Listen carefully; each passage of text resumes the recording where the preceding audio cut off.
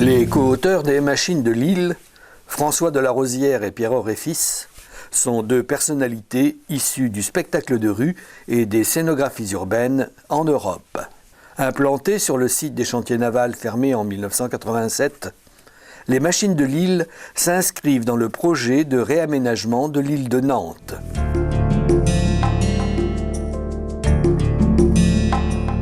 Situé sous les nefs, ancien haut lieu de la construction navale devenu espace public, les premières machines se sont animées en 2007 avec les sorties du Grand Éléphant et la visite de la Galerie des Machines. En 2012, l'ouverture du carrousel des mondes marins a été l'aboutissement du travail initié depuis l'inauguration sur la thématique de la mer. Quand l'animal majestueux part en promenade, c'est une véritable architecture en mouvement qui sort d'une cathédrale d'acier. 50 passagers embarquent pour un étonnant voyage.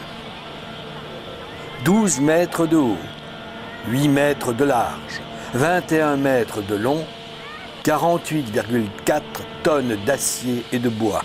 Sa mise en mouvement nécessite 62 vérins, dont 46 hydrauliques, 6 pneumatiques et 10 à gaz.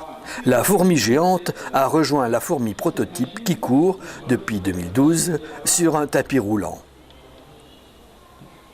Animée par 5 personnes, la fourmi géante traverse la galerie des machines et perturbe la visite du public.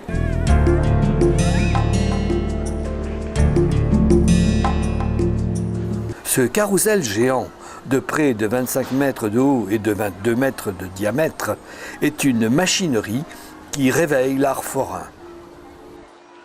Dans les fonds marins, ce sont 14 éléments fixés sur un plateau tournant. On peut y voir le crabe géant, le calamar à rétropropulsion, l'engin d'exploration qui plonge dans la salle des machines et le bathyscaphe.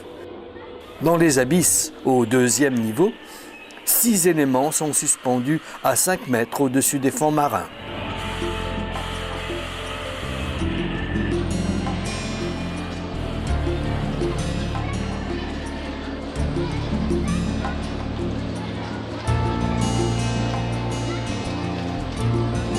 À la surface de la mer, au 3e niveau, un plateau tournant protégé par un chapiteau emporte bateaux, attelages marins et autres poissons volants.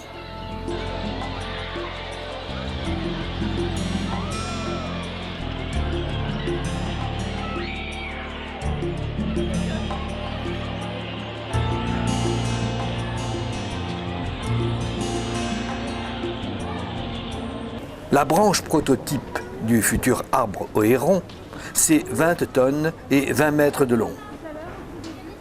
Elle est le premier élément d'une architecture monumentale qui en comptera 22 au total.